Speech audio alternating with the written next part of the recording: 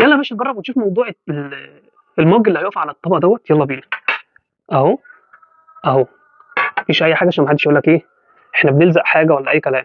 تمام تمام. الله الله. حد عارف الكلام ده وقف ازاي؟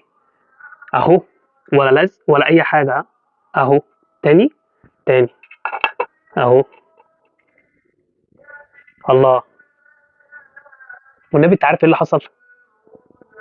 طب انا مش هقول لك، ولو عارف المج ده واقف ازاي قول لي المج ده واقف ازاي. ومش بلح قشطه. وخلي بالك احنا في رمضان كريم، الاوضه عندي هنا مليانه بلح. اي حد عايز بلح ما شاء الله الاوضه مليانه.